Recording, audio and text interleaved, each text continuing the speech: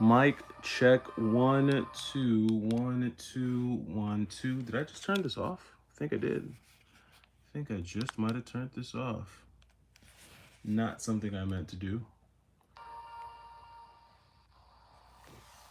Sometimes I get so used to using my phone and holding my phone, I wind up treating my analog like my phone and mistakenly turn it off.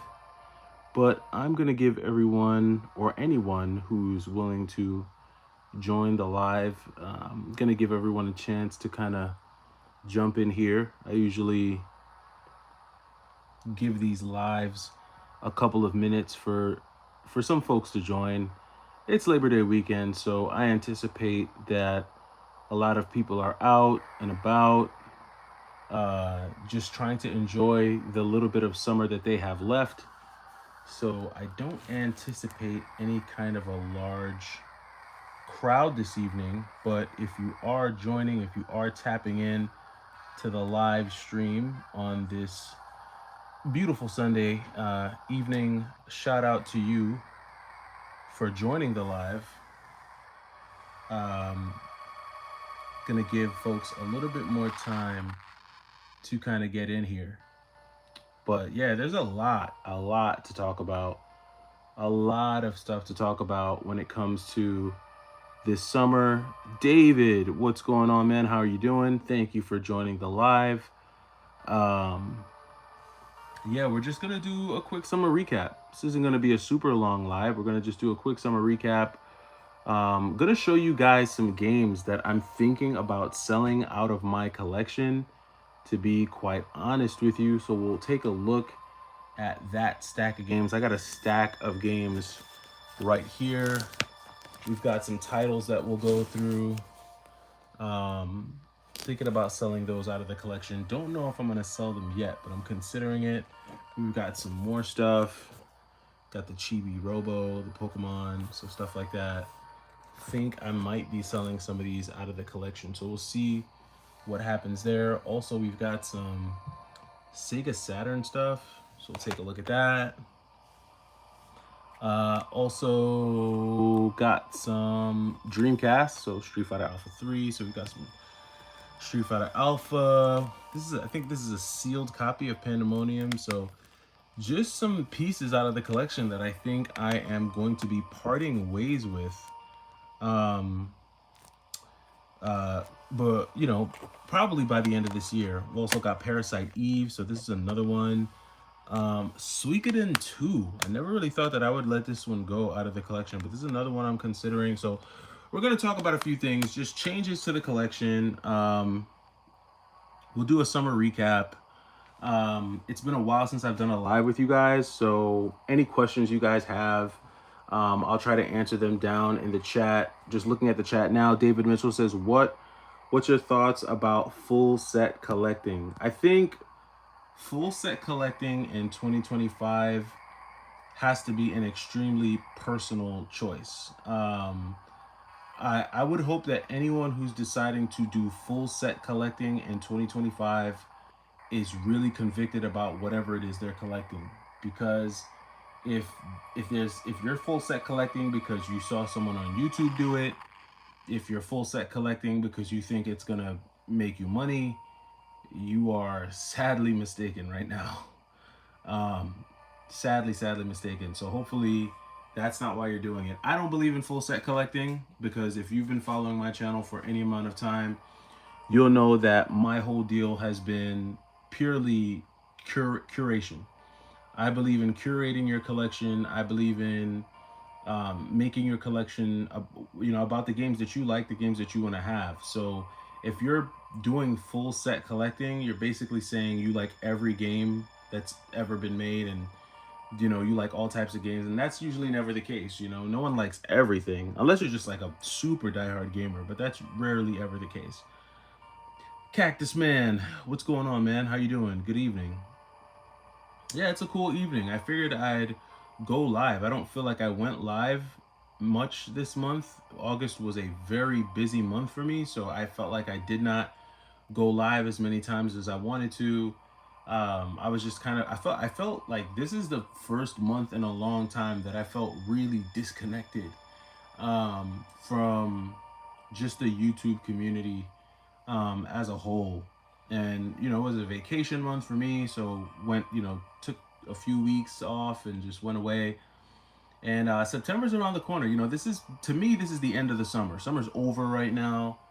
Tomorrow, you know, this week starts school. So if you're a parent, you know what that means. The fall, winter, spring routine is going to be back in effect. The pickups, the drop offs to school, the pickups to school, um, you know, just the whole 9 yards, you know. And then if you're on the East Coast, or if you're in anywhere other than like Florida or, you know, California or anything like that, you kind of already know um, how it goes once the fall comes. You know, that chill hits you and it's pretty much over. Summer's over. So I feel envious of you folks if you're tuning in from like California, if you're tuning in from Florida. I envy you guys because you guys can enjoy awesome weather pretty much all year round.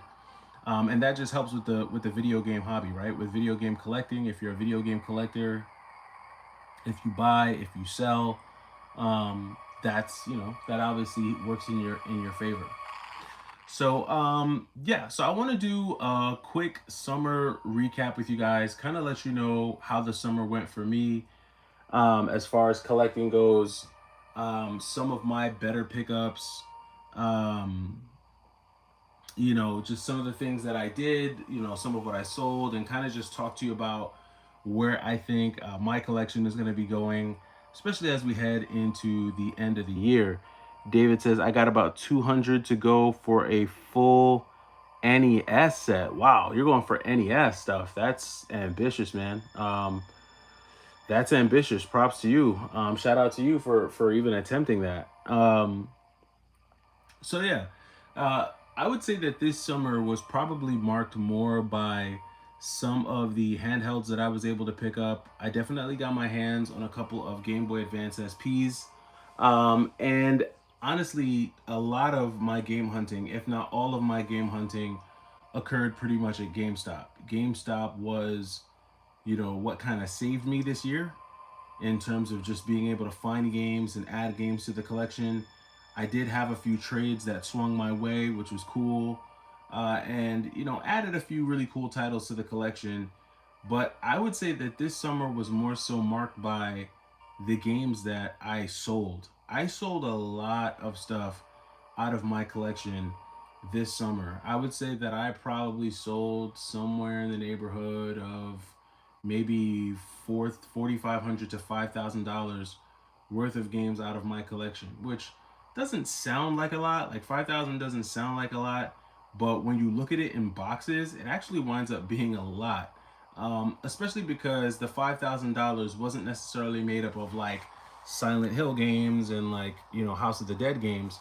That $5,000 was made up of a lot of, you know, mid-tier PlayStation 4 games, a lot of like low-tier PlayStation 3 games.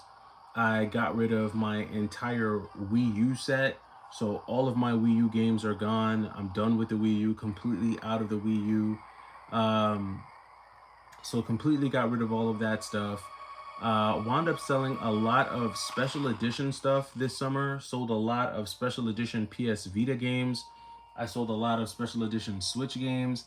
And for those of you who care, I mean, all that's left in the Vita collection is here. So this is pretty much it. I've got my Vita box. I've still got the box for my 3G Vita. Um, these are just pretty much the Vita games that I have left in the collection. Not really a ton of stuff. Let me just move my Atomos Ninja 5 from there. Sorry, but yeah, this is pretty much what it's looking like from a Vita perspective. My only special edition Vita game is my sealed Metal Slug 3, which is still sealed because I have Metal Slug 3 on the original Xbox. That's the kind of the way I play it. But this is all that's left of the Vita collection. Sold a lot. And then when it comes to my special edition Switch games, this is all that's left of the special edition Switch collection. And for those of you who follow the channel, you know I had a huge special edition Switch collection. And this is really all that's left. And it's pretty much all shoot 'em ups for the most part. I got a couple beat 'em ups in there, but that's really it. So there's been a massive scale back when it comes to you know, just special editions and big box stuff. I do have a few more like special editions. Like that's the last of the special editions down there in the Switch section. But even the Switch section has kind of been cleaned up. Like this is all that's left of my Switch games. That's it. Don't really have. I don't have anything more than this. And this is like for me coming from the Switch collection that I used to have. I mean, this entire shelf used to be made up of Switch games. Now it's pretty much just this one shelf. So that's been a huge, you know, downsize for me. And then when it comes to the PlayStation 4, I would say this is probably the part of my collection that I sold off the most this year. I did two huge sell-offs of my PlayStation 4 collection. First, I sold off like all of the like common, like just all the titles you would just see at GameStop. I sold all of that off, got rid of all of that, and then sold off all of that. Did another round of selling of PlayStation 4 games, a lot of sealed stuff in that. And this is pretty much all that's left there. And then when it comes to the PS3 collection, this is it for the PS3, right? So reduced them all down to pretty much just one shelf. And that's kind of all I needed really. Over here, you're gonna start to see this more in videos, but shelves that used to be purely taken up by like consoles, as you can see, I'm starting to migrate some of my camera gear in here. So this is actually a complete in box Sony A7S. I've got an A7S camera holder in here. Here you can see some of my drone stuff. This is a box for the DJI Mini DJI Mini 4 Pro. I've got a Sega Nomad snuck in here, so don't mind the Sega Nomad just chilling right there. But as you can see, I'm kind of sneaking more camera gear in there, and that's kind of something that you're gonna see. Like as you can see, I've got a whole bunch of just like random camera gear over here because this is a lot of the camera gear that I used while I was on vacation. And so this summer for me was really just more so marked by just kind of selling a lot of the games that I knew I was never going to play, the games I just wasn't really going to be getting into, and kind of pivoting a little bit back towards, you know, photography, videography, things of that nature. I've always been big into like vintage photography. I like, you know, shooting film. Shooting film is one of the best things. I like taking photos of my family and stuff like that. So that's been the big pivot for me this year. Has been pivoting back to other hobbies. In fact, I can even show you guys just some of the cameras that I've got over here. We've got the Canon AT1. We've got a vintage. I trick out my cameras, so you'll have to just bear with me. And I know like this probably isn't gonna be like the most fun thing to watch for people who just come here for gaming content, but this is really my summer recap. This is my Canon A1, so really love the vintage camera gear there. This is the Sony A7S that I took with me on vacation. So that's the A7S that I got there. And then I've just got a bunch of just vintage, like really sick vintage lenses. Like I've really kind of stepped up my vintage lens game. So got a lot of just really cool stuff. You got the 100mm right there, the 85mm. So just some really nice vintage lenses. This is probably my favorite. This is the lens I used the most while I was in Hawaii. This is the 55mm. So just got, you know, a bunch of really cool lenses and stuff that I've, you know, kind of been rocking out with. And that's really been what my summer's kind of been made up of, is just getting back into some of my other hobbies. And so, you know, I really took a good look at the collection this year and really just asked myself, you know, where do I want to go? You know, next year is going to be a very pivotal year for me. It's going to be a very like important year for me. And a lot of changes are going to happen. And so I'm really scaling back personally on just the things that I know I don't need, like doubles. Like, why do I have two Super Nintendos? Like, I don't need that. Why do I have three Nintendo Wii's? Like, who needs that, right? Like, what's going on here? Right. So there's a lot of stuff that's just not needed. And so that's kind of where I've been. And so because of that, I've been able to sell off a few $1,000s worth of games. And so this is going to continue. You know, for those of you who are just tapping in, these are some of the games that are really kind of going to be on the chopping block. You know, Silent Hill is really going to be on the chopping block. I might be getting rid of this. Suikoden 2. Might be getting rid of this. I mean, we have the Suikoden collection now. Don't really know if I need Suikoden 2 anymore. Parasite Eve. Cool game, not what I thought it was going to be, but a cool game nonetheless. But one I'm not sure if I'm married to. Chocobo's Dungeon. This is going to be another one. It's up on the chopping block. A sealed copy of Pandemonium 2. Right? Like, I don't really know if I need this. Like, Street Fighter Alpha 3, this one I'm debating on, but for the Dreamcast, that's one that also might go. So I've got some quality titles in here that I'm just ready to part ways with.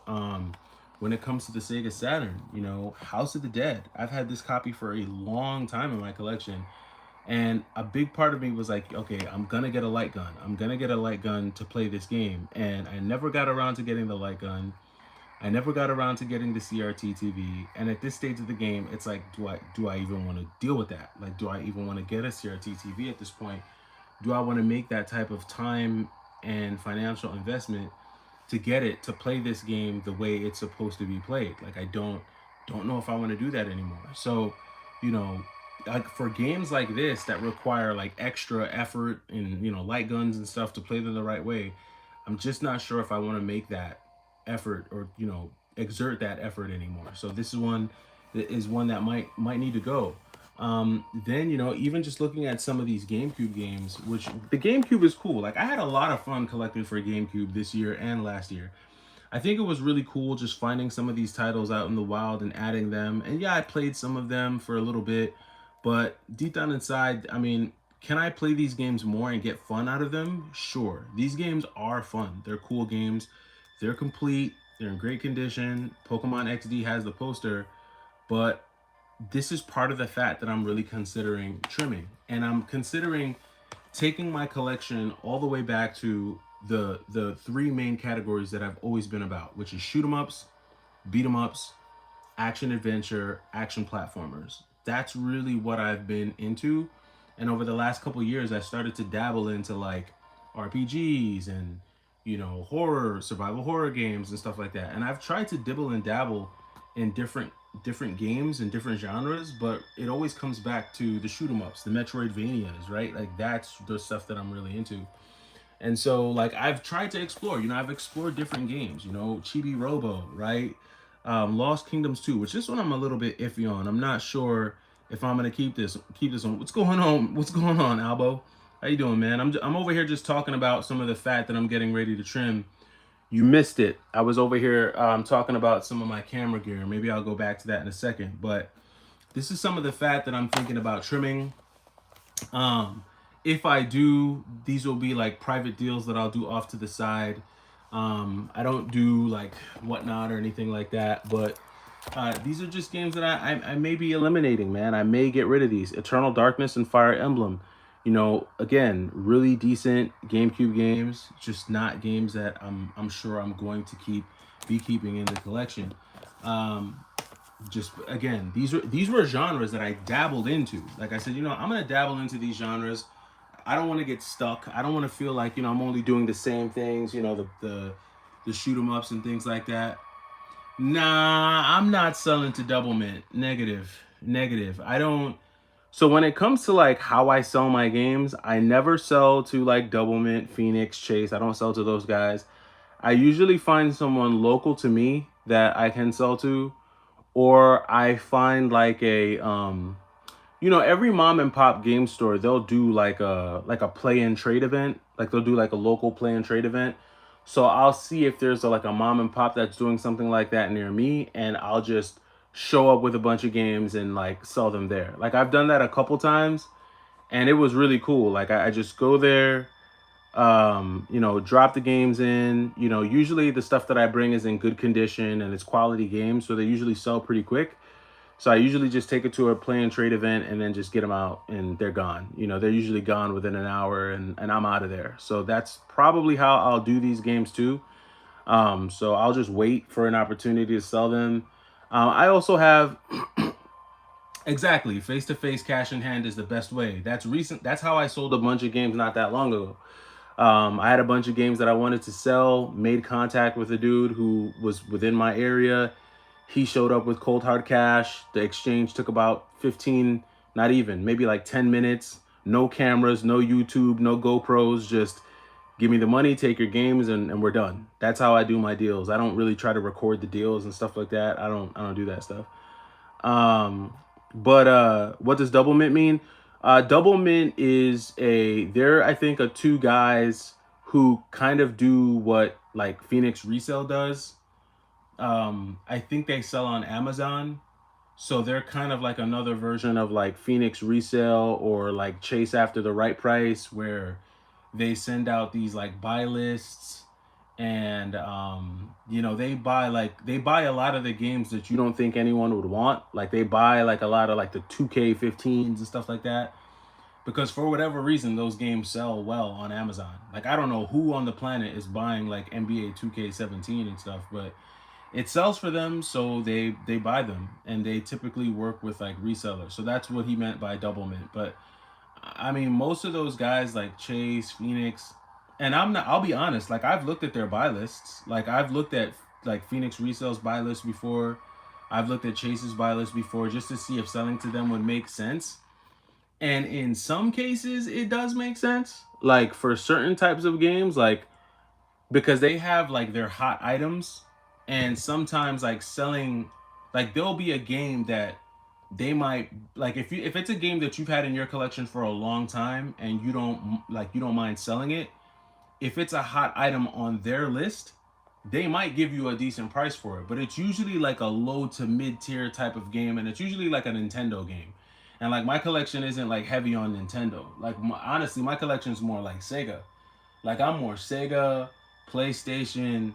Like that's kind of how I grew up. So that's what it's about. RPGs, yeah, Cactus, you're right. RPGs do take a lot of time to play, and that's why I never really like survival horror RPGs. They take a lot of time to like get into, and the thing with an RPG is like you could be playing an RPG. Like let's just say like tomorrow, right? It's Labor Day. I have the day off. Let's say I sit down and I'm like, all right, I'm about to start playing Xenosaga. If I play Xenosaga for 5 hours, and then like let's say I stop because I gotta go back to work, and I'm like working Tuesday, Wednesday, Thursday, Friday, and I'm like, all right, I'm gonna come back to it on Saturday. By the time Saturday comes, like I've lost my rhythm. You know what I mean? Like I've lost my rhythm. Like I'm forgetting which items go where. Like I'm older now, so I'm not just sitting there like playing the game. Like my memory's not what it was, so I kind of have to get back into the feel of the game, and like you kind of have to. It's like getting back on the bike. And that's my issue with like RPG games. I don't play them enough, and I don't have enough time to sit there and play them to get that RPG rhythm to where you can like grind it out and level up and get the weapons and get the potions and get the items you need. And that's why for me, like shoot 'em ups, beat 'em ups, platformers, those have always been my types of games, because you can just jump into those games, play them for like a few minutes, maybe 10, 15 minutes, you die a couple times, and then you kind of get the hang of it, and you're like, oh shoot, okay, I got the feel for this again, and now you're back on it, and like you're back in it. And usually a shoot 'em up, like a good shoot 'em up, might take you 45 minutes, maybe 30 minutes, to really no longer than an hour, like especially if you know what you're doing. Like it doesn't take you that long. Chris S, want to sell or trade anything for Silent Hill Shattered Memories? Chris, man, look, I apologize, but I don't sell any of my games to anyone that's on YouTube. I apologize. I do not do the I just don't do it. I've never done it. I've been on YouTube 5 years. I've never sold anything to anyone on YouTube. I just don't do it. I only deal locally. I only deal face to face, and I only deal in cash. So my apologies, but yeah. And honestly, like if I do get rid of this stuff, like I don't, I won't, I really just try to keep it simple. YouTube is the place that I go to chop it up with you guys, talk to you guys just about retro gaming and stuff like that. And, you know, just kind of keep it pushing from there. But look, a lot of stuff has happened this summer, man. Like a lot of stuff happened. And there's a couple things that I noticed that we can talk about within the next few minutes here before we go. But one of the things I noticed this summer was there's a lot of selling going on. Like we could talk about two big sales that I saw go down. First was Gamer's Manual. Shout out to Gamer's Manual. He's the OG. I haven't seen anyone pick up I mean, he's back. The funny part is that he left for like 2 weeks and now he's back with his pickup videos again. He's buying games again. But Gamer's Manual sold his entire collection, and I think he sold it to Chase. And from what I understand, he took that money and is going to buy a house, or he's going to buy a house or he bought a house. And with the amount of games that dude had, it had to be at least 150 grand, 200 grand. I mean, worth of games, at least, because he had an entire room and that room was just stacked with heat. I mean, he had all killer, no filler. So, I mean, I don't want to say it's all killer, no filler, but he had a lot of heat. So, and I just know, just based off of what my collection is worth, like I know what my collection is worth. I know the games that I have in my collection, and judging, just going off of my collection and then seeing what he has, he's well into the hundred thousands. I don't know if it's 200,000 or 300,000, but he was definitely up there. He sold his collection to Chase and went and bought a house. Another dude who sold his collection was Video Game Votary. That dude sold his collection. I think he changed his name now too. I think his name is like Mission Switch or Switch Fest or Switch something with the Switch. Switch Click. I can't remember what he changed his name to, but he changed his name and he's focusing only on Switch. But I think he sold his entire Nintendo collection to Phoenix Resale. And when I saw the video, I think they said that his Wii collection was like worth 20 grand. And I think Phoenix paid him like 9 grand or 10 grand or something like that for it. And then he too, like he went into more detail. Like he actually made a video talking about like his journey and everything. And he talked about like his depression, and he talked about like going through a divorce, and how I think he had some things to deal with his house. He's a single dad, so he needed the cash. And so there was a lot of selling going on this summer from a few collectors that I've watched in the past. And all I can say is shout out to them. Shout out to Gamers Manual. Shout out to Video Game Votary. Only you guys know what your situation is. And if guys feel like they're ready to sell, or they want to sell to do something different, or they got to sell to take care of the family, or even if they just want to sell just because they want to sell, they're just done, they're ready to move on to do something else, that's totally your right. And shout out to you for having the courage to do it. Shout out to you because I know it's hard. Like Gamer's Manual, like I think homeboy cried a little bit, and I think he was a really kind of sad, and I don't blame him. Like, in his case, all the relationships, the memories, all the journey of collecting all that stuff, you got to have some type of emotional attachment to that stuff. So, I know for me, it's like damn near impossible to sell certain aspects of my collection. There's just some stuff that I know I'll never sell. Like I'll never sell. Like some of the shoot 'em ups that I have in here will just never go, just because, when I think about like Thunder Force, Lightning Force, I think about, games like Ray Storm and Ray Crisis, Ikaruga, Dodonpachi and Donpachi, Batsugan, Sonic Wings. I think about the beat 'em up, Streets of Rage 2 and Final Fight 1, 2, and 3, and just I think about some of these games, and I could rattle them off just because I know like these are games that are tied to me forever, man. I'm gonna be like, I will be that dude who's 65 busting out a Genesis, like who wants to get down to some Streets of Rage 2. But yeah, I mean, there's always gonna be those parts of your collection that you're ready to just kind of like let go of, man. And I think it's totally cool.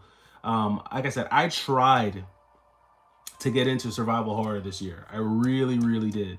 Like I thought survival horror was gonna be my thing, and I was like, man, I'm gonna see what it's about. But it's hard enough playing regular video games with kids around. I'm not playing Fatal Frame with my kids around. They'll never go back to sleep. They'll never sleep again. I'll have to like sit in the room until I have to sit in their bedroom until, they fall asleep every single night, because they're going to be traumatized by what they see, like in some of these games. So, I got to keep it PG for them to a degree. And so just like, that's an aspect of my collection that I'm probably going to be saying goodbye to before this year is over. So, but all in all, I still got my handhelds. I haven't really changed anything up when it comes to my handhelds. Still a huge fan of Metroid 4. I've got that running on the Analog Pocket right now. It looks beautiful, man. Like, look at that. Like, Game Boy Advance games just look amazing on the Analog Pocket. I think they did a really good job with that. But overall, it's been a solid summer. More selling than buying. Got into a few different hobbies.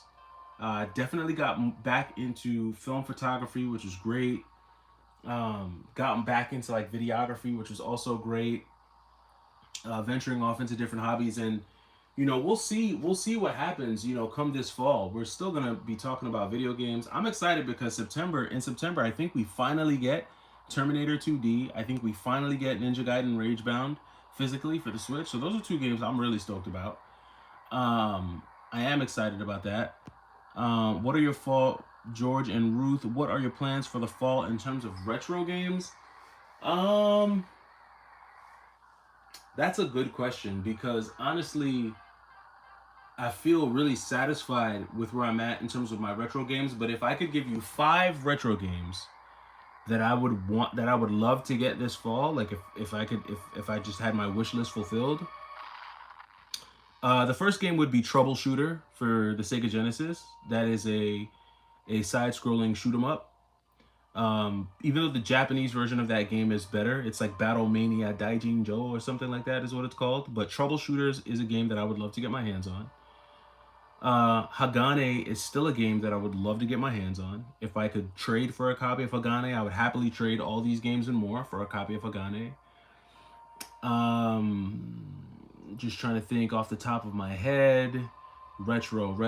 So KO Flying Squadron, that is another game that I would love to get. It's a very expensive game. I think it's like a $25 to $3,000 game. But KO Flying Squadron on the Sega CD is definitely one that I would love to get my hands on if I could. That's like a all-time grail of mine. KO, so let's see, Troubleshooter, Hagane, KO. What else? What else? I'm just trying to think of games. There is a couple Game Boy Color games that I'd love to find. One I think is like Ninja 5-0. I think that's what it's called. Would love to get my hands on that game. I think that's a really cool game that I would love to try, just to play it in its original format. So that's definitely one that I would love to get. Ninja 5-0. And if I had to give you a fifth game, all right, I'll give you two more games. So the one game is Musha. So I've always wanted to get a copy of Musha just because I'm very tied to my Sega Genesis collection. I'm super nostalgic for it. So Musha is definitely one game that I would love to get.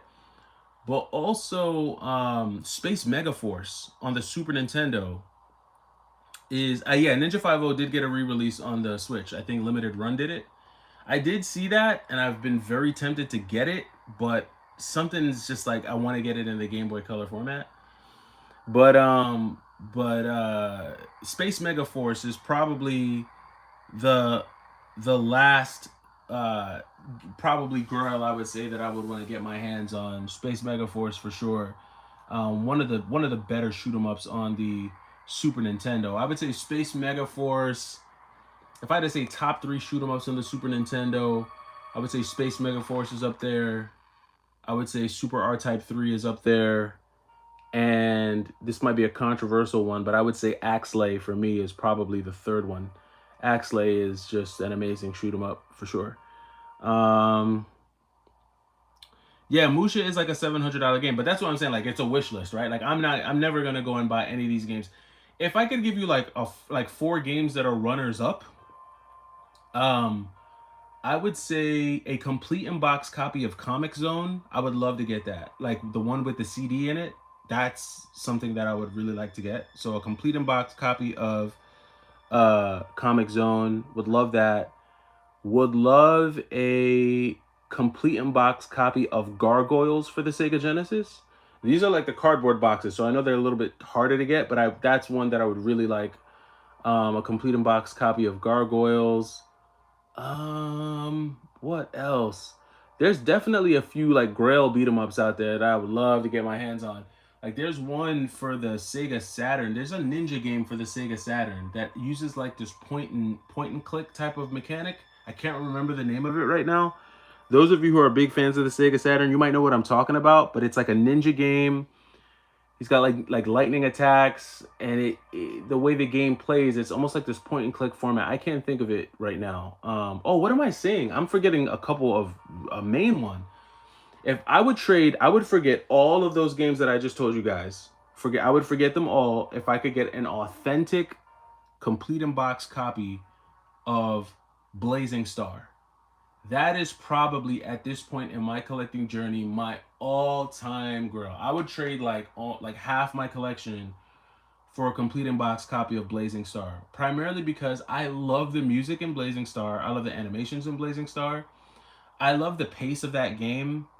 And it's just so retro. Like, you know, when she screams, "Well done, well done, well done," and you got to capture the letters to spell out lucky and complete the, and then, you know, if you tap the fire button faster, it, you know, it increases the power. Just, I really like Blazing Star. So Blazing Star, an original copy, complete in box on the Neo Geo, I'd be willing to make a serious trade for that. So if there's someone out there who has a copy of Blazing Star, you can DM me on that one. I don't usually do deals with people on YouTube, but because it's been impossible to find an authentic copy of that, it's like I'd be willing to trade for that one.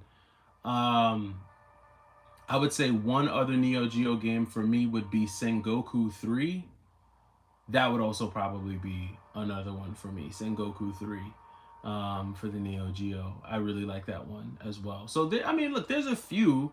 I mean, if I sat and thought about it, I mean, of course, there's like a bunch of there's a bunch of retro games that I would love to get. And many of them have not gotten any kind of re-release. You know, like somebody mentioned Ninja 5 got a release on the Switch. And that's true. There's been a few of these girls have been re-released on the Switch. I mean, think about it. We got Radiant Silver Gun on the Switch. We got Batsugun on the Switch. We got the Dodon Pachi games on the Switch. So a lot of those like rare Sega Saturn shoot 'em ups that were locked to the Sega Saturn, somehow they got them on the Switch.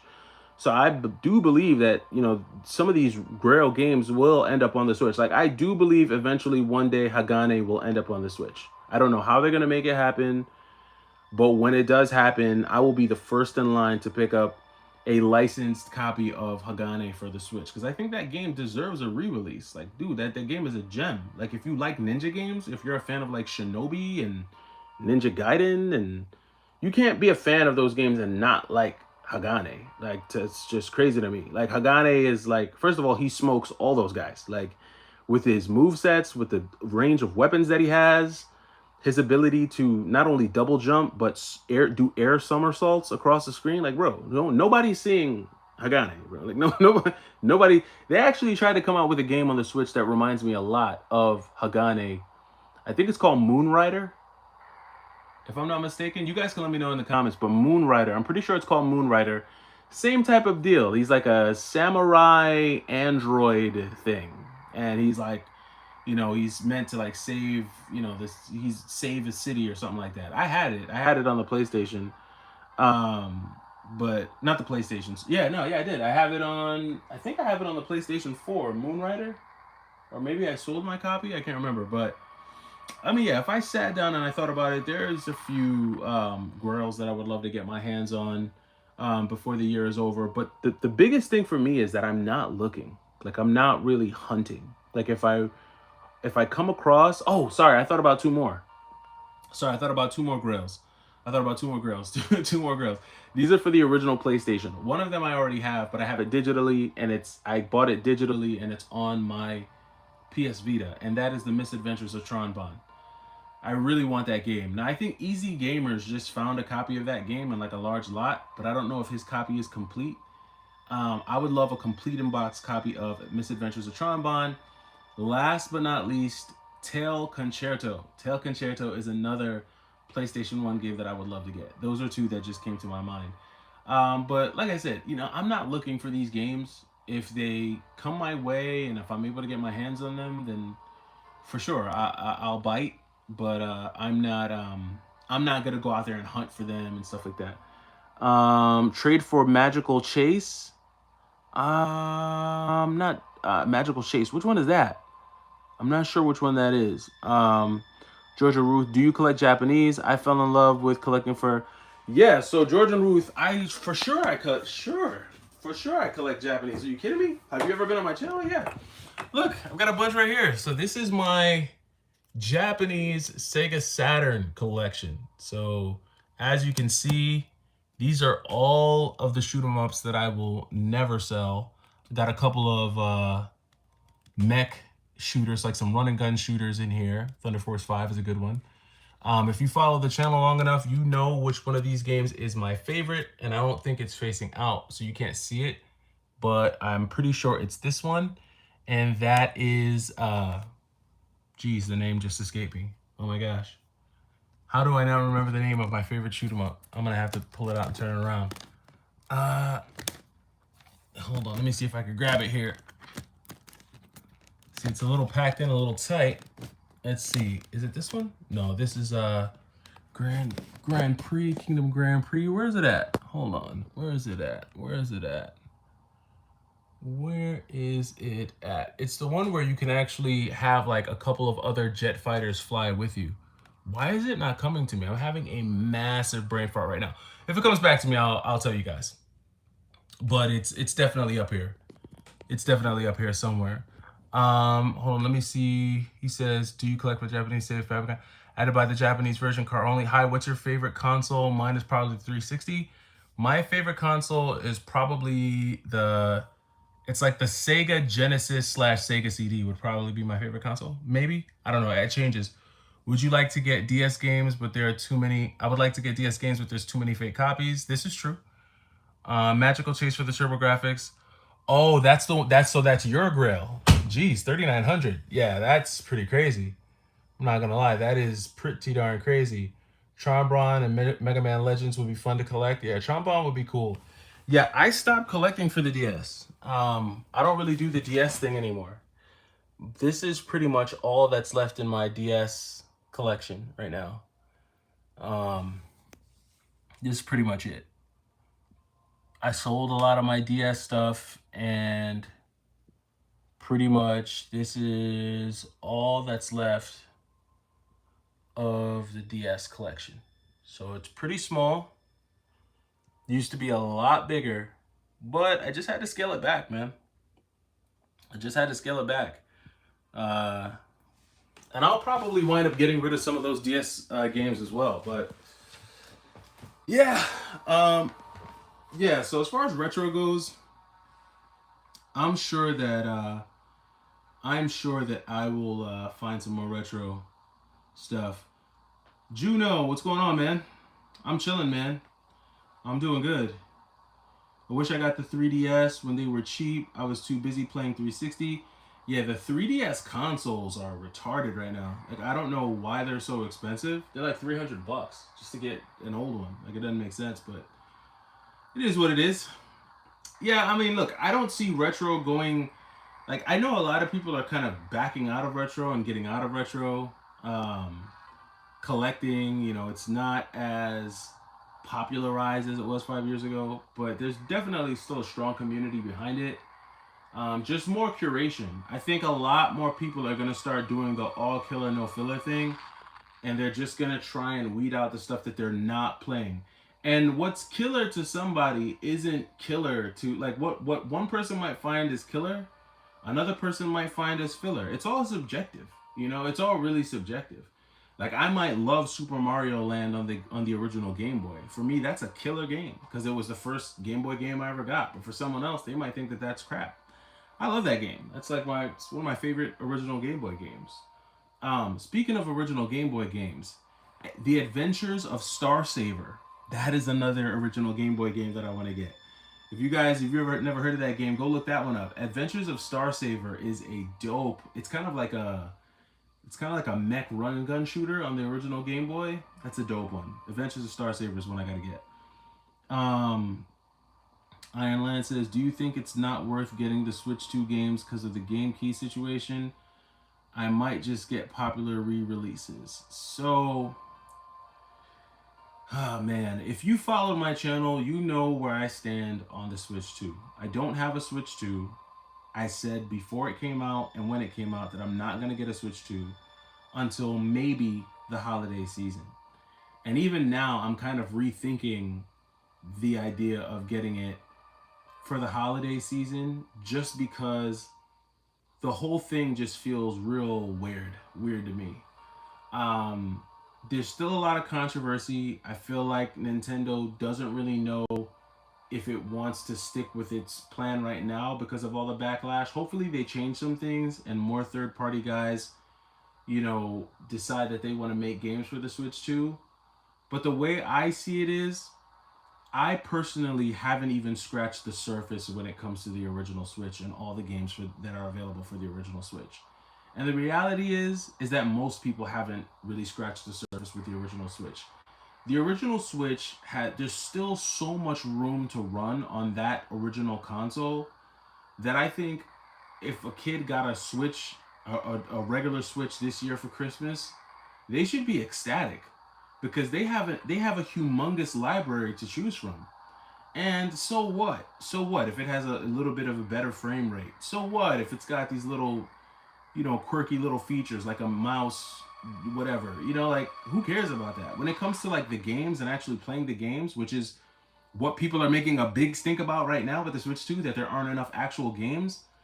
Like I personally don't feel like I've even scratched the enough of the surface of the original Switch to even worry about a Switch 2 like that. So like to me, the Switch 2 is almost like it's kind of like irrelevant to me, like in my game collecting right now. Like I'll let Nintendo figure out how they're gonna handle this keycard situation. I'll let them figure out how they're gonna handle third party games. I'll let all the dust settle on all that, and maybe around Christmas or maybe around, a little bit after the new year, then maybe I'll kind of get into that. But that's just kind of my thoughts on that. The Saiyan Turtle, should I get Gravity Rush on the Vita or PS4? Ooh, that's a good question. I'm gonna be honest with you. Gravity Rush actually looks better on the Vita. Like it's prettier on the Vita, but that's just because it's a smaller screen. You know what I'm saying? Plus, with the Vita, you get those touch controls on the back of the Vita. So I think Gravity Rush on the Vita is cool. I would say get Gravity Rush 1 on the Vita, but then get Gravity Rush 2 on the PlayStation 4. Because it's the only place you can play Gravity Rush 2 anyway. So, yeah, just get Gravity Rush on the Vita, and then get Gravity Rush 2 on the PlayStation 4. I think they want Metroid Prime 4 to showcase the power of the Switch 2 this winter. Yeah, man, like, nobody cares about power, bro. Like, I don't know. The waiting game is more fun because it's cheaper. It's true. Next gen might be no physical at all. When I hear things about, like, more power, I think we're at a point of diminishing returns when it comes to power. Like, in horsepower and megahertz and frame rates. Like, I mean, it's like, think about cars, right? Like, how much more, like, after they build cars to drive themselves, how much more how much more advanced can they make vehicles, right? Like, how much more advanced can cars get? I mean, the next step is to make them fly. Like, if cars are still rolling on wheels 30 years from now, something's wrong. Like, no one's buying that. Like, 30 years from now, cars will have to fly, bro. Like, and there has to be an evolution. And I just feel like hardware has hit a point of diminishing. Video game hardware, like consoles, have hit a point of diminishing returns, in my opinion. It's just how much more power can you get? Like, you know what I mean? Kim all day, every day. Hey, thank you for the super chat. I appreciate that. Thank you. Is there a must-own physical game on the Vita? I'm gonna give you my honest answer. For me, I don't know if there's a must-own video game on the Vita. But I will say for me, two of the standout games for me are Gundamoniums. So Gundamoniums is a limited run game. I don't think that got a general release, but it's a very interesting mix of like a shoot 'em up type of platforming type of game, if I remember correctly. So I would say that's a good one. And then another one for the Vita is Muramasa Rebirth. That is a Vanillaware style hack and slash game, and I'm a big fan of hack and slash style games. The Muramasa, there's a version on the Switch, not the Switch. There's a version of Muramasa on the Wii called Muramasa and the Demon Blade. That also follows like a Vanillaware style. But I would say for the Vita, standout titles too, like the ones that I've played the most are obviously Gravity Rush. I played that first on the Vita before playing it on the PlayStation 4. Muramasa Rebirth, and then Gundamoniums, I would say, are some standout titles for the Vita, in my opinion. I remember back in the day, most popular game on the Vita was Persona 4 Golden. I mean, I kind of jumped. I'm gonna be complete transparency. I jumped on the Vita during COVID, so I don't have like a huge like. I don't go back to like 2016 and stuff with the Vita. I really jumped on the Vita during COVID. I thought it was a very good looking console. I thought it was ahead of its time. I got so hype I bought two. I need to sell one of my Vitas because I don't really need two Vitas anymore. Um, but I really got into more of like the limited stuff on the Vita. So like I thought Limited Run had some really good games on the Vita. Games like Bastion and like Aqua Kitty DX. Soldier X. The Darius games, Vasara collection. Because during COVID, companies like Limited Run and Strictly Limited, they were crushing it, man. They weren't just making Switch games, they were making Vita games, and they were dropping some heat. Like they were dropping heat. I mean, some of the most expensive Switch games when it comes to the like limited run stuff is the early stuff. Like Time Spinner and Golf Story and Dust and the original River City Girls, the original Blasphemous, Freedom Planet, Iconoclasts, you name it. There's just so many. They had so many bangers at that time, that games were selling out instantly. Like if Limited Run dropped a game, it was selling out, and those games were better. I understand that some of them were re-releases from other consoles, but still, like they were really good games. Um, I find the PS Vita 2000 to be cheap and prefer the 1000.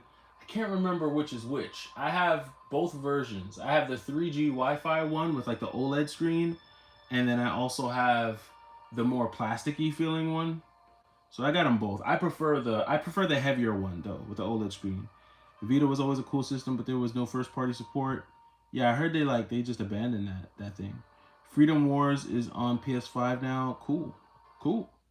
Freedom Wars, no, Freedom Planet. Freedom Planet is a different from Freedom Wars. So Freedom Planet is like a 2D side-scrolling game it's kind of plays like Sonic. It kind of gives like Sonic the Hedgehog feels. It's kind of like a platformer. I heard bad things about limited run games, and now games taking a full year to receive.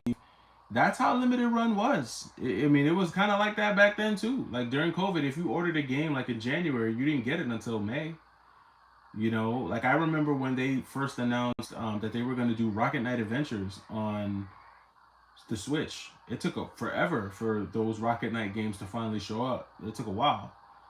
In your opinion, was the PS3 library weaker than the PS2? Hell yeah. The Sand Turtle? Hell yeah. The PS3 library is weaker than the PS2. That's not like without a shadow of a doubt. Of course it was. I feel like the PS2 is PlayStation's strongest library. Period. Period. I mean, people can make an argument for the PlayStation 5 now, but like, bro, think about the games that came out on the. Think about the concepts. Forget the game. Think about just conceptually some of the stuff that came out on the PS2. Think about it. Think about game.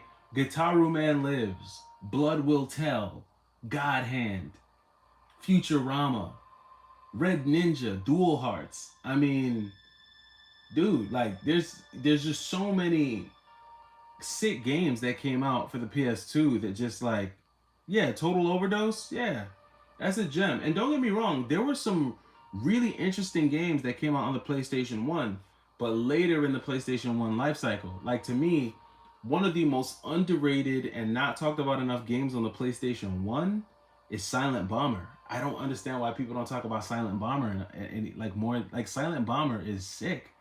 Like that game is sick, even graphically. Because we all know, let's be honest, PlayStation 1 had some doo-doo graphics. Like, it was bad. It's, like, really, really bad. Like, I've played some PlayStation 1 games, like, dude, I can't stomach this. Like, this is really, really bad.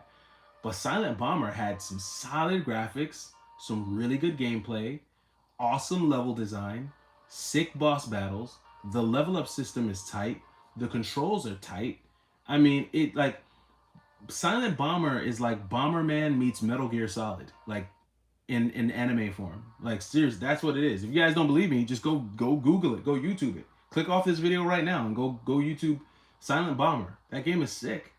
So yeah, but answer your